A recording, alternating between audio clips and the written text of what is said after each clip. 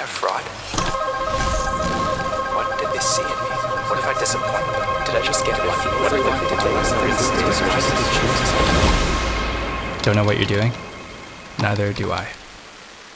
It didn't matter whether I worked on videos that racked up millions of views or met industry legends I've idolized since childhood. There's this nagging fear that one day I'll be exposed as a fraud, pretending my way through everything. This fear caused me to always doubt myself, burn out quicker, and hesitate to create new videos.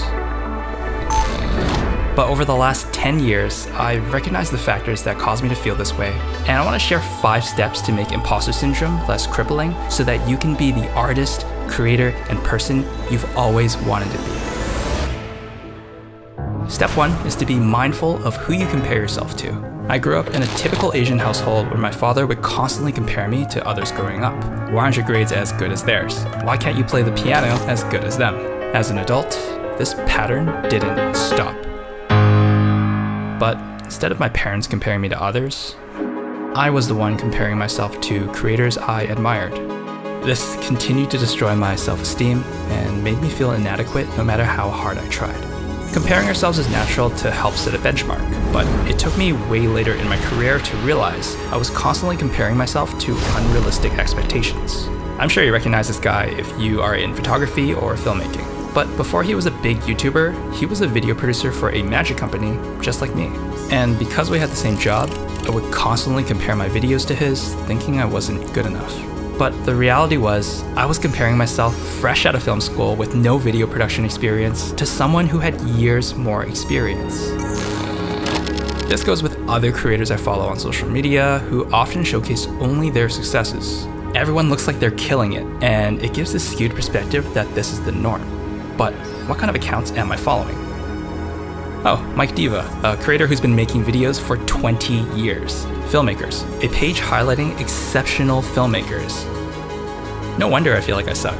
Most of us only post our accomplishments, never our failures. But we're there to witness every one of our failures, so it feels like we're struggling more than others.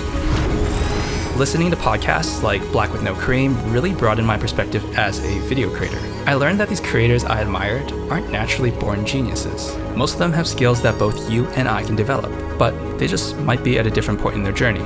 So becoming mindful of creators I compare myself to and understanding their experience has helped me see them as sources of inspiration instead of benchmarks. If you do the same, I'm sure you'll see just how capable you are in reaching your goals. The second step is to seek positive feedback. Growing up, I don't know if it was a cultural thing or just the way my parents were, but there was no celebration of my achievements.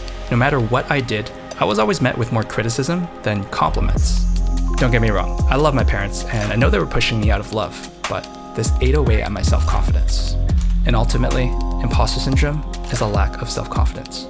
Even when I received encouraging comments on my videos or from friends, I always saw it as them just being nice. Because any success I've achieved has always felt like the result of external factors and not my own abilities. I worked on a Netflix show, but it relied on my clients' relationships. My tutorials have gotten over millions of views, but it's just the algorithm, not me. But around 3 years ago, when I decided to start freelancing, I knew I had to start valuing myself and my skills if I wanted to find work. It took a lot of self-reflection and acknowledging all the hard work that I put into each video to get to where I was. Luckily, I had supportive friends in the magic community who knew my work for a while, and I was surprised when they paid real money to hire me for my expertise. Shooting playing card promos and even recently producing videos for a handheld smoke machine proved that the praise that I had always dismissed as pretty words were actually sincere. This boosted my confidence to take on bigger client work, pursue my own passion projects, and even invest more effort into my own YouTube channel this year. Admittedly, I still have a hard time doing this because I take feedback from close friends with a lot of weight. But knowing they can be honest with their feedback makes their encouragement that much more genuine. And if you don't have people like that, become your own biggest cheerleader. Celebrate your achievements, no matter how small they may seem. For instance, I reward myself with Japanese barbecue at this place called Yukaku after each success. It's been my way of taking a moment to acknowledge my accomplishment before diving into the next project.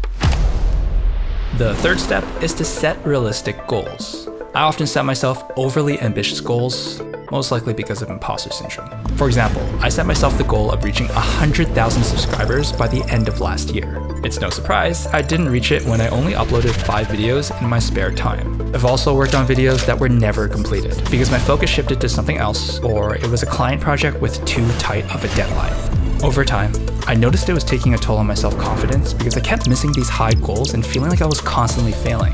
But when I started setting realistic goals, I felt way more capable and successful in achieving them. Instead of trying to plan, shoot, and edit a client project all by myself in 2 days, let's give it 2 weeks. Instead of trying to hit a certain view count on my YouTube video, I've changed it to the goal of making a YouTube video I can genuinely be proud of. As I built the habit of reaching all my goals, no matter how big or small, each one is a victory that's helped me boost my confidence. But if I do hit 100K by the end of this year, you bet you'll be seeing me at Yukaku. The fourth step is to prioritize yourself. Now, I spent most of my career working exclusively for one company. While I gained valuable experience and I enjoyed it, I reached a point where it stopped feeling fulfilling. I couldn't understand why at first because I was working on big projects, met amazing people, and had creative flexibility. It even felt wrong to feel this way because I thought I should feel fortunate that I'm working in the creative field I chose. So after feeling burnt out and disconnecting from others for a little bit, I realized I never took time to genuinely ask myself what I wanted to accomplish. And when things slowed down during COVID, I started working on passion projects and taking on freelance gigs just as a change of pace. This was at the peak of my imposter syndrome because I felt super vulnerable finding my own jobs and constantly worrying that clients would find out I wasn't good enough. But it turned out to be one of the best decisions I've ever made. Setting my own goals, finding my own clients, doing my own negotiations made me feel like I was in control of my own future. It felt super unnatural at first, but the efforts were well worth it. Freeing up time to work on my own YouTube videos allowed me to pursue creative ideas without compromising my vision. I made the travel video I always wanted to, created spec ads that defined my creative style, and created tutorials in ways I never would have imagined even being possible. Finding ways to work on videos I'm truly passionate about has been such a powerful tool in fighting against imposter syndrome. The final step is to acknowledge that you're not alone in feeling this way. For a long time, I thought I was the only one who felt this insecure. I didn't want to admit how weak I felt because I thought if I did, my career would be over. Who would want to be friends or work with someone who's been a fraud their whole life? But when I started talking to other creatives in my field and researching creators I admired, I learned that they felt the same way I did. Now, this is something that I have been struggling with for many, many years. I think imposter syndrome hits almost everybody. I get it all the time. Research shows that up to 82% of people will experience imposter syndrome in their lives. I made this video hoping we can be more open about it, because when most of us don't share that we have imposter syndrome, we think that what we feel isn't normal. Realizing I wasn't alone brought me a lot of comfort, and I hope you can find the same relief. Share your story in the comments. Let's support each other by reminding ourselves that we're never alone in our journey.